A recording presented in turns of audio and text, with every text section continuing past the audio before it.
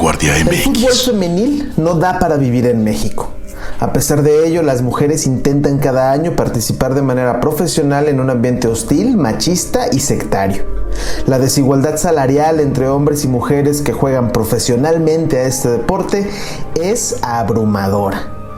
Contra ella es que están empezando a organizarse.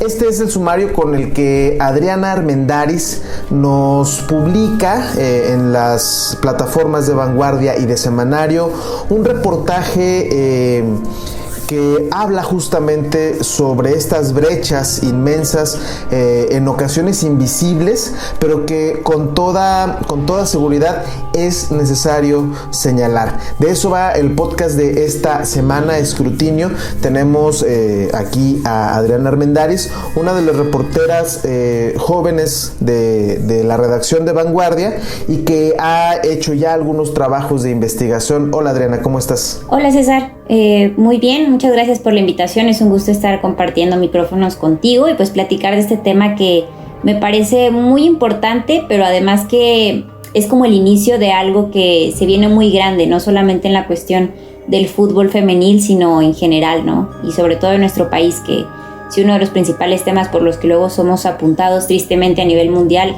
son los feminicidios, pues está como todo un tema de por medio en esa parte, ¿no? Y pues va a ser un gusto platicar contigo sobre esto, en especial sobre el fútbol femenil. Sí, claro, coincido totalmente. El tema de género, bueno, es absolutamente necesario, primero que nos informemos, que nos eduquemos y a partir de ahí perder el miedo a hablar de estos temas y que podamos no solo emitir opiniones, sino encontrar problemas sustanciales para buscar justamente una solución.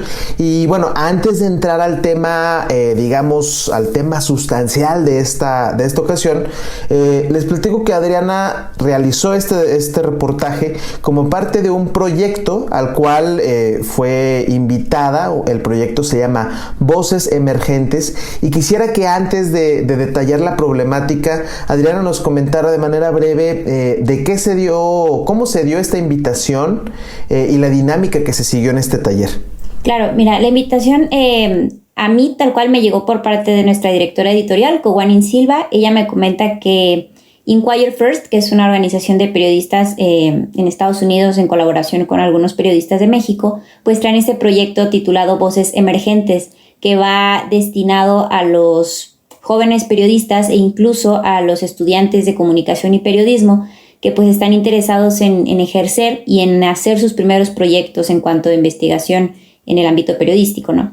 Entonces nos invitaron. Yo tengo ya 3 años ejerciendo con Vanguardia, 1 año de estar trabajando y estudiando a la par. Entonces pues me pareció muy interesante, sobre todo por el concepto de este proyecto, que va de ser una voz, ¿no? Precisamente para temas que merecen, pero que sobre todo necesitan ser escuchados, y ser una plataforma para que las personas que están quizá escondidos o que se les da poco sonido en estos temas, pues tengan la oportunidad de, a la par que nosotros como periodistas jóvenes, pues desarrollamos y aplicamos nuevas herramientas, nuevos métodos y fuimos guiados por mentores, por editores ya de mucha experiencia, ¿no? A nivel nacional.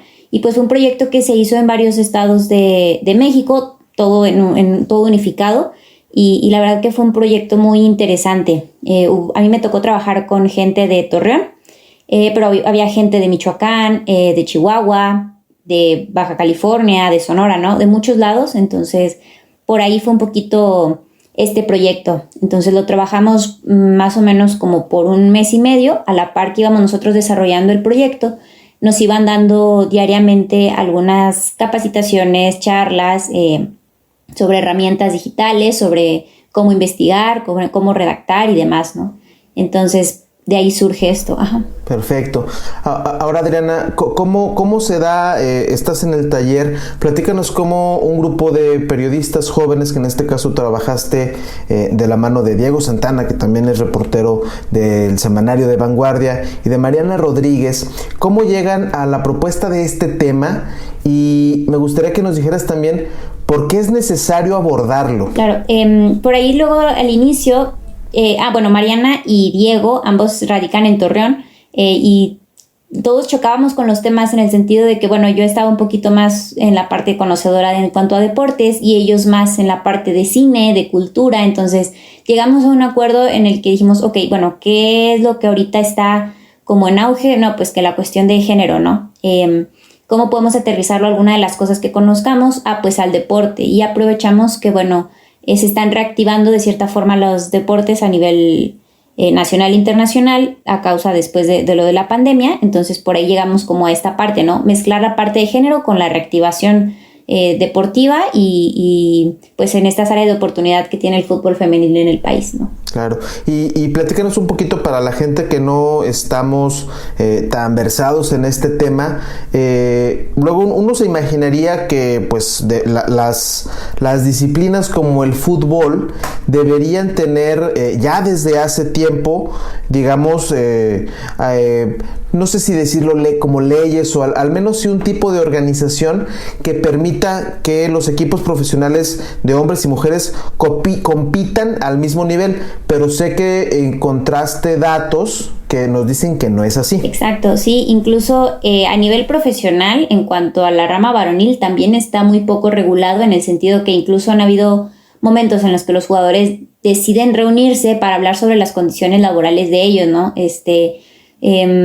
Sobre los tratos que luego hacen los equipos uno con otro y la idea del futbolista o la postura queda totalmente fuera, ¿no? Hay muchas cosas que sí es necesario regular todavía en el fútbol mexicano desde la parte profesional en cuanto a los varones, ¿no? Que es como la parte más redituable en cuanto a negocio aquí en el país. Entonces imagínate si está así en el nivel alto o premium, podríamos decirlo así ahorita, pues cómo está en el que tiene apenas 4 o 5 años de nuevo, ¿no? Que es el fútbol femenil. Y creo que está muy claro que por más redituable que te sea el negocio, no va de la mano con que esté realmente correctamente regulado, ¿no? A ver, permite ver si entendí bien. Hasta no hace más de 5 años, ¿qué estamos hablando? ¿2017? En 2017, en septiembre de 2017 arranca oficialmente el primer torneo femenil en México, se llamó Apertura 2017. Y cómo surge esta liga, bueno, es que precisamente buscando la inclusión de la rama femenil al fútbol mexicano, los directivos de la liga pues le dicen a cada uno de los equipos profesionales en primera división que tienen que sacar un equipo femenil, ¿no? Esto se hace un año de anticipación y los equipos empiezan a abrir visorías para captar talentos femeniles y se determinan ciertas cosas, ¿no? Como que tengan cierto límite de edad o que algunas van a poder salir de ese rango y diferentes cuestiones a las que los equipos tuvieron que apegarse, ¿no? Ahí precisamente luego... Perdón que te interrumpa, pero previo a 2017...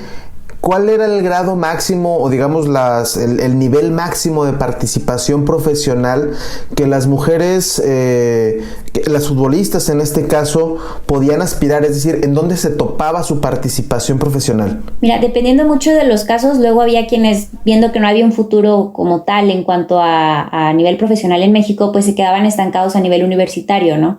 Había quienes, dadas sus condiciones y talentos y demás, pues podían aspirar a una selección mexicana en cuanto a la parte femenil, ¿no? Aquí en México. Entonces, quienes tenían la oportunidad de buscar una cuestión profesional emigraban a Estados Unidos. Primero por la cercanía y segundo porque ya el fútbol femenil sí está mucho más desarrollado, ¿no? Pero en México aspirabas a eso. Okay. Es decir, siendo una mujer previamente 2017, si querías jugar fútbol a nivel premium, a nivel profesional, no te quedaba de otra más que irte del país. Lamentable que, bueno, esta situación se dé. Sin embargo, se empiezan a abrir espacios, pues podemos decir que empiezan a cambiar algunas cosas, pero hay ciertos males, hay ciertos aspectos como son la brecha salarial que reflejan una profunda desigualdad y estamos hablando obviamente de dinero, ¿no? No son cuestiones que deban pasarse por alto porque al final todos cobramos un salario por nuestra actividad profesional. Y tú encontraste datos que me parecen muy desalentadores y quisiera que platicáramos de eso. ¿Cuánto gana en promedio y cómo está el acceso a la información en cuanto a lo que puede aspirar a ganar una mujer futbolista en este país? Fíjate que la cuestión salarial se empezó a tocar en la parte del fútbol femenil desde el inicio de los torneos porque pues obviamente ellas eran las primeras en ver las diferencias salariales, ¿no? Y deja tú las diferencias salariales, algo que creo que es muy importante destacar es que ellas no buscan que se iguale su salario al de un futbolista como un Florian Thauvin, que es la reciente contratación de Tigres y el actual jugador más caro de la Liga Mexicana, que va a ganar cerca de 5.3 millones de dólares anuales. Es decir, es una jugadora... Esto es en nuestro país, en ¿verdad? nuestro país, exacto. Esta cifra que estás dando. Ajá, okay. Es nuevo jugador de Tigres, y pues las jugadoras dicen, bueno, es que yo no quiero ganar eso, ¿no? Pero estoy recibiendo un salario que va desde los 2,500 pesos al mes, ¿no? ¿Cómo puedo yo vivir con eso para pagar una renta y para alimentarme? Estamos hablando de un nivel profesional, ¿no? Y entonces, desde ahí, fueron las primeras ocasiones en las que se supo cuánto ganaba una jugadora profesional en México, ¿no? De ahí, bueno, empiezan a hablar jugadoras, algunas de Chivas, quienes empiezan a decir, oye, pues es que esto no está funcionando mucho. Y hasta la fecha te puedo decir, César, que los salarios varían mucho. Todavía hay quienes puedan ganar 3,000, 4,000 pesos. Y se dice, porque pues no, tampoco está como muy abierta esa información, que algunas puedan ganar hasta 300,000 pesos al año, ¿no? Más o menos. Ahora, pero sí es poca la información. Claro. En cualquiera de estos casos, no perdamos de vista una comparación importante, y es que si bien las chicas mencionan esto, que no es la intención ganar la misma cifra, la coyuntura, esta brecha que hay ahí, sí me parece muy necesaria remarcarla. No es una cuestión pequeña, ¿ok? 5.3 millones de dólares al año, el jugador más caro de México, contra sueldos que hasta donde se sabe en las mujeres son 300,000 pesos al año. Para que tengan una idea, quienes nos estén escuchando, es un sueldo de aproximadamente 25,000 pesos mensuales, ¿sí? Es decir, no es una cantidad exorbitante. Sí, creo que estos ejercicios sirven para dimensionarlo. 25,000 pesos al año, al mes, perdón, contra 416,000 dólares mensuales del hombre. Es decir, ahí hay una cuestión sumamente y profundamente desigual. Tú platicaste, Adriana, también con algunas futbolistas, es decir, estos no son solo datos duros, ¿no? Platicaste con algunas de ellas, con Daniela Pulido, por ejemplo, Andrea Tobar. Platícanos qué fue lo que ellas te comentaban. Sí, bueno, realmente Daniela y Andrea fueron de las primeras que tocaron estos temas, ¿no? Las primeras en mostrarse preocupadas por la situación salarial. Yo platiqué directamente con Ana Paola López, que es actual jugadora de Pachuca, y ella lo que me decía era esta parte de que, o sea, nuestra lucha o lo que nosotros queremos lograr, sí es una cuestión salarial, pero sobre todo una cuestión de una calidad de vida, ¿no? De jugar fútbol profesionalmente con una forma digna, ¿no? Entonces, ella me decía, bueno, yo tengo que tener 2 trabajos porque juego fútbol, pero pues no me completa para mis necesidades básicas, entonces necesito por las tardes dedicarme a hacer otra cosa. Ella es politóloga, entonces pues ejerce profesión también, ¿no? Y me dice, pero dimensionemos esta parte en que mi mitad del día se pasa al fútbol y mi mitad del día la parte laboral. Entonces, como atleta de alto rendimiento tampoco estoy dando mi 100%, porque no estoy dedicando las horas que me debería hacerlo, ¿no? Para tener este alto rendimiento. Entonces, ellas encuentran muchos problemas a raíz del sueldo, precisamente, ¿no?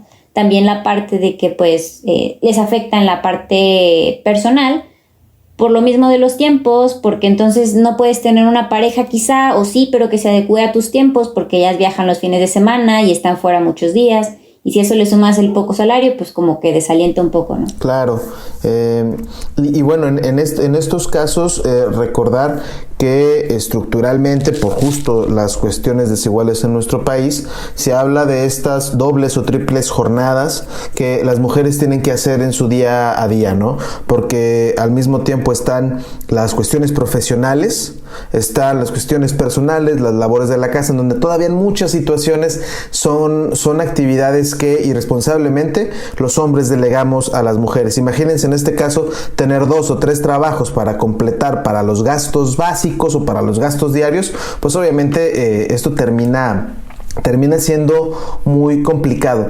¿Te topaste con algún testimonio, Adriana, de alguien que nos dijera que justamente debido a esto tuvo que suspender, o es de tu conocimiento que algunas jugadoras prefieran desertar para hacer otra cosa, ya que esto no se convierte en un plan a largo plazo? Sí, platicamos también con Andrea Tobar, ella es exfutbolista del Club Santos Laguna.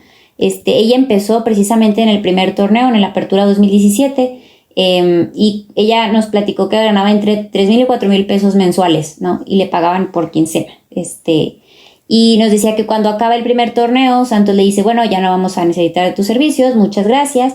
Y ella dice, bueno, ¿qué tanto me conviene buscar otro equipo? Porque ella era originaria, es originaria de Torreón, ¿no? Entonces, pues decía, a mí no me afectaba ese salario porque vivía con mis papás, no dependía de ese salario, más bien eso era para mis gustos, pero al momento de analizar si moverse a otra ciudad para poder seguir jugando fútbol, pues se topa con pared, ¿no? En el sentido de que pues ya un salario igual, viendo las opciones, no le iba a dar para pagar una renta, transporte, vivir y aparte dejar de estudiar porque sus estudios estaban en Torreón.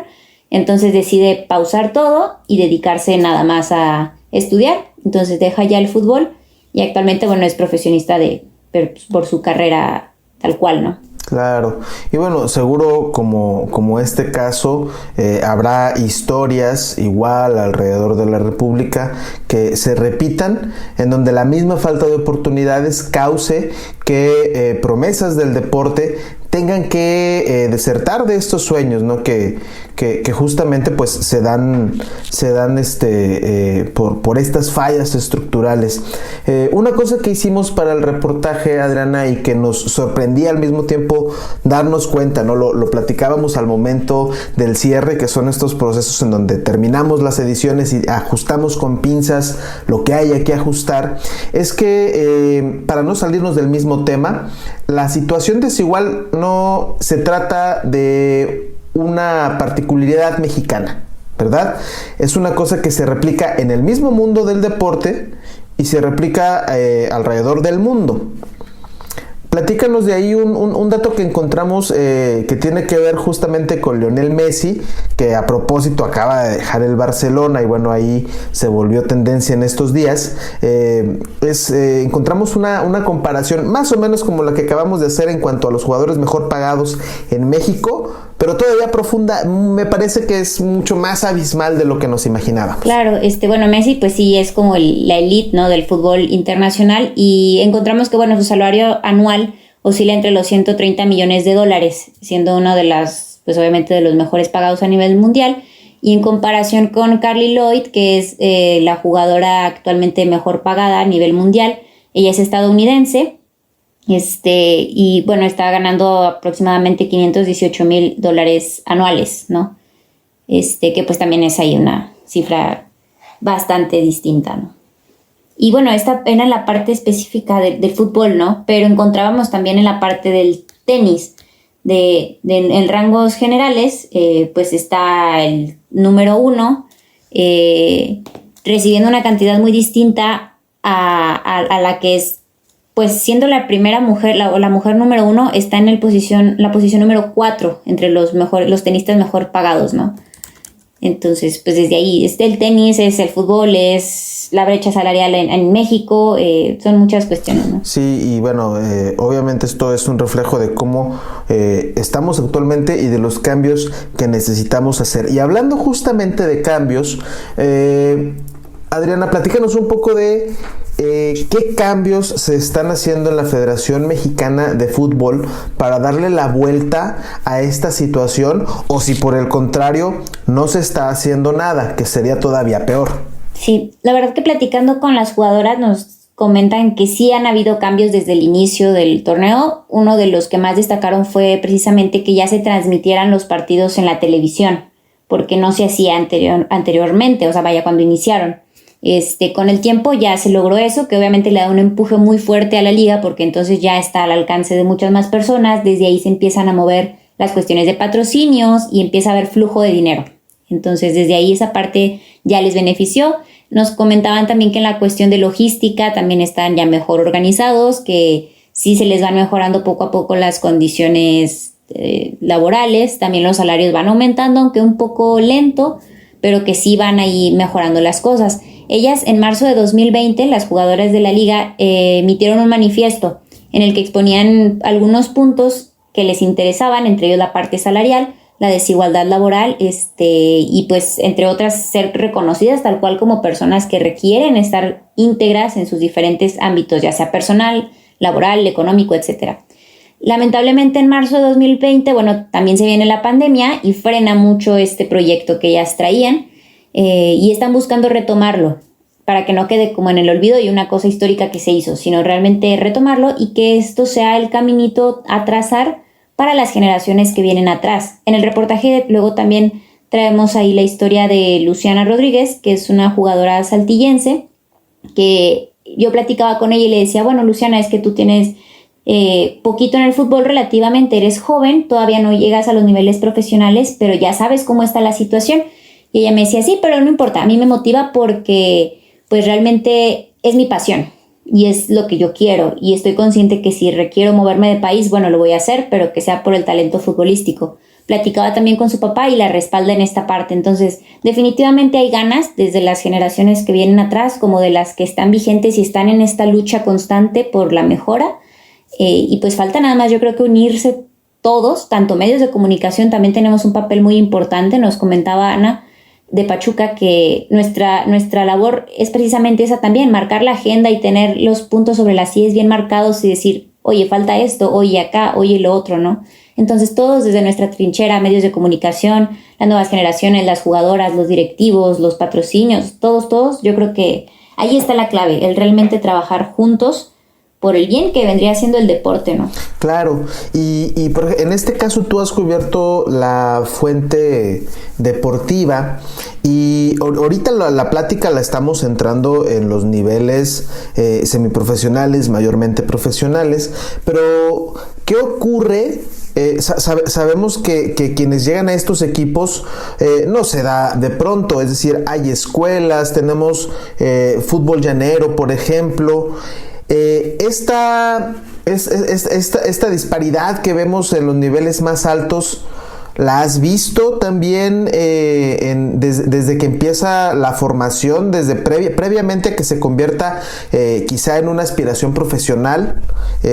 ¿Cómo está en los niveles más amateurs que podemos encontrar en México? Sí, fíjate que en esta parte tengo la fortuna y quizá desfortuna también de platicarte desde mi historia personal. Yo también, como aficionada al fútbol, lo practiqué desde muy chica y hubo un punto en el que decía, quiero seguir jugando, pero ¿ahora qué hago? No había escuela infantil femenil, estoy hablando quizá como 2010, 11 más o menos, y no había. Entonces pues yo entré a un equipo varonil de Tigres. Una amiga y yo entramos y de los...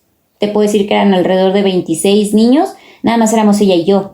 Y me volví a topar con esta historia ahora en el reportaje, platicando con Iván García, que es entrenador del equipo de Lobas, el representativo de la Universidad Autónoma de Coahuila, en femenil, en soccer, y nos decía eso, que pues en un equipo, por 11 que estén dentro de la cancha, 1 o 2 pueden ser niñas, buscando precisamente seguir activas y jugar, ¿no? Afortunadamente estas aperturas de academia se van dando poco a poco y ojalá que sea precisamente la liga femenil ya profesional un parteaguas para que más escuelas estén interesadas en impartir infantil, que te digo, sí va habiendo ya un cambio, pero vamos un poco lento.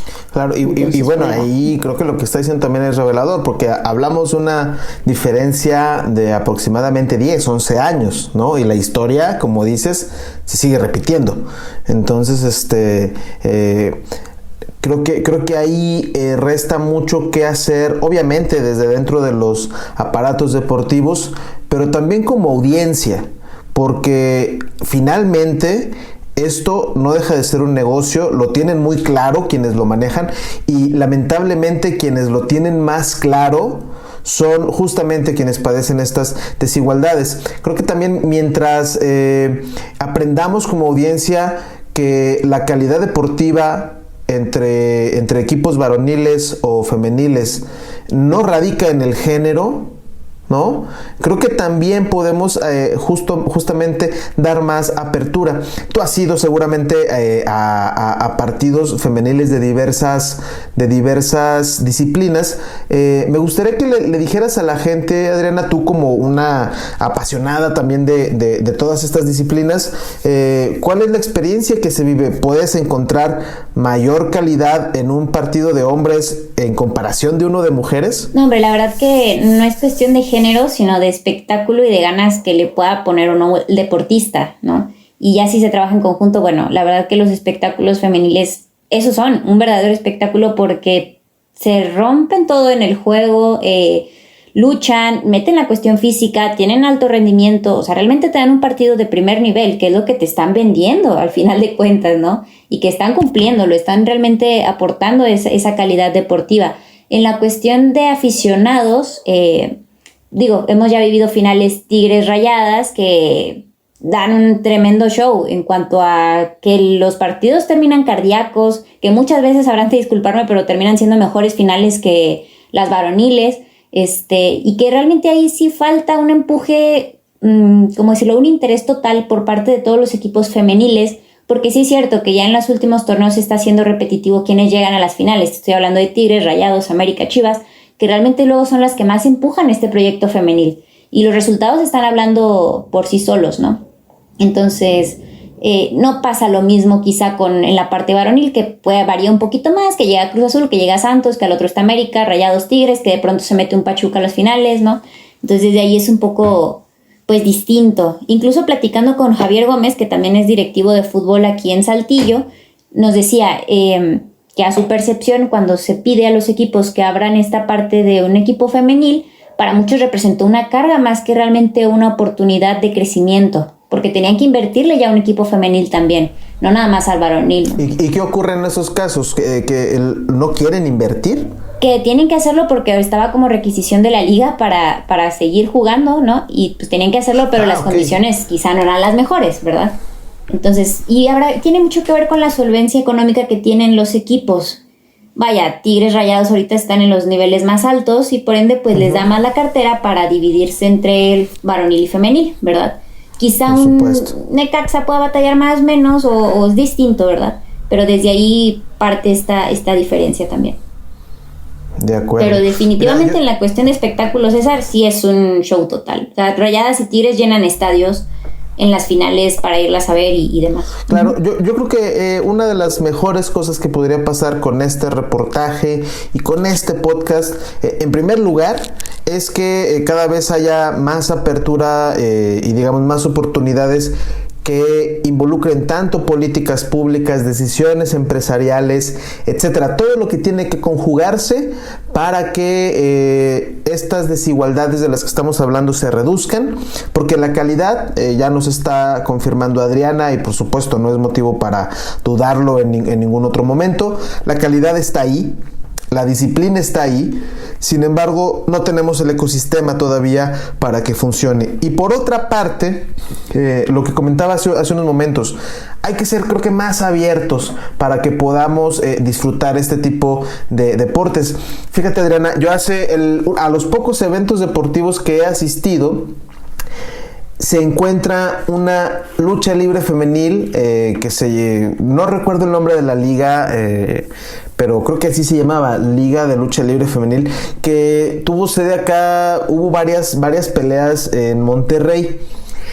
Ya había ido en una o dos ocasiones previas a luchas libres de hombres, varoniles, y la verdad es que me pareció el espectáculo y el ambiente y la entrega de las mismas luchadoras me pareció muchísimo más genuino y al mismo tiempo la pasé mucho mejor en la lucha libre femenil. Y una cosa que me parece que es la diferencia es que hay mucha más entrega a raíz obviamente también de la desigualdad, porque creo que hay y esto no es una opinión solo mía, no quiero que se vaya por ahí, lo he leído en algunos ensayos y estudios de género, que las mujeres en estos casos tienen que esforzarse más para convencer. Yo lo que he observado en mi poca experiencia como espectador es que ese esfuerzo de más no está de más. O sea, cuando dan ese doble esfuerzo, la audiencia disfruta el doble, y cuando dan el triple, la audiencia disfruta el triple. Obviamente yo no sigo mucho los deportes, pero las pocas veces que he estado en justas de algunos equipos femeniles, la verdad es que me he divertido bastante, y no lo digo en aras de burla, sino es el espectáculo y la disciplina y la entrega, todo lo que está ahí, de verdad que están a otro nivel. Claro, y sabes, César, este comentario va a nivel título personal, pero también lo comparten muchos de los entrevistados en este reportaje, que en la cuestión de espectáculo es una onda luego de chip social, es decir, una cuestión mental comunitaria. ¿Por qué? Porque, pues sí es cierto, crecimos con un nivel varonil en cuanto a fútbol, por ejemplo. Entonces es difícil desprendernos de eso que vimos ya por tanto tiempo, y que luego nos presenten un espectáculo que pueda ser o no distinto, pero solo porque lo representan las mujeres ya nos hace ruido. Cuando no necesariamente va por ahí, pero pues es que todo socialmente nos empuja a que lo premium está allá, porque allá hay más dinero, porque allá venden más playeras, porque allá esto, porque allá lo otro, cuando todo es una cuestión mental, vaya, y así se ha manejado socialmente. Entonces es también un problema esa parte de nosotros como aficionados, el no voltear allá a ver y decir, oye, es que sí es cierto, acá es lo mismo, o sea, es lo mismo, solo empujado distinto o no empujado, ¿verdad? Fíjate que también en 2019, por parte de Vanguardia, me mandan a hacer la cobertura del abierto de tenis en Monterrey, y allá el empuje en ese torneo particular fue femenil, es decir, los hombres estaban como en segundo plano, ¿no? Los premios más altos y los eventos estelares eran femeniles, y la verdad que también fue un evento sorprendente. Yo no había tenido la oportunidad de ver tenis a nivel profesional en cancha, pero al verlo, hombres y mujeres, también te das cuenta de ese esfuerzo del que ahorita platicabas, del meterle más pilas y de ir a conquistar, sí el torneo, sí el título, sí el dinero, pero también al aficionado. Y se clavan mucho en eso, en cumplirle al aficionado, en que se entretenga, en que salga con actividades, con acciones sorprendentes, y lo logran. Vaya, esa vez, esa fiesta de tenis en Monterrey fue femenil y la gente se fue muy contenta. Te digo, lo viví de primera mano y así fue. La gente estaba emocionada, estaba contenta, y era tenis femenil. Claro, eran niveles internacionales, pero seguían siendo mujeres, pues, ¿no? Claro. Bueno, para la gente que nos esté escuchando, esto y obviamente mucha más carnita, datos, comparaciones y algunas de las entrevistas que Adriana nos acaba de platicar de manera muy rápida, ustedes los podrán profundizar en la página de semanario.vanguardia.com.mx. Vamos a estarle dando difusión en todas las redes sociales, ya saben que nos encuentran como Vanguardia MX. Cualquier cosa que tenga usted que decir, si eres una deportista o una futbolista que tiene un testimonio que quisiera compartir, sin temor a dudas y tomándome atribuciones que no me corresponden, escríbanle a Adriana, búsquenla en sus contactos de Vanguardia, y podríamos estarle dando, claro que, mucha más difusión a este tipo de casos, porque creo que hacer que las cosas cambien empieza por hablar, ¿no? Empieza por hablar, darle difusión, y es una responsabilidad que como medios de comunicación tenemos que asumir también, la difusión de este tipo de notas, temas y casos que muchas veces y previamente creo que hay un tabú para abordarlo. Me estoy extendiendo demasiado. Adriana, muchas gracias por estar por acá con nosotros. No, hombre, al contrario, César, la verdad que gracias por esta apertura en el espacio, y a la gente eso, pues nada más reiterar la invitación, que ahorita es un tema deportivo, pero creo que hay muchos sobre la mesa que nos interesan como público, como sociedad, como mexicanos, como cualquier nombre que queramos ponerle, y para eso está la plataforma de Vanguardia, para eso trabajamos, para dar voz a los temas que son importantes poner en boca. Y pues muchas gracias, la verdad que ojalá les guste este reportaje, pero más que gustar, que nos demos cuenta de lo que piden las futbolistas, que en este caso es dignidad, ¿no? Perfecto, ya lo escuchó usted. Recuerde que esto fue Escrutinio, un podcast de periodismo de Vanguardia MX, en donde platicamos con los reporteros y reporteras sobre los temas de investigación que se hacen semana a semana en nuestro suplemento de investigación. Nos acompañaron a Adriana Armendáriz y César Gaitán. Nos escuchamos en el próximo episodio.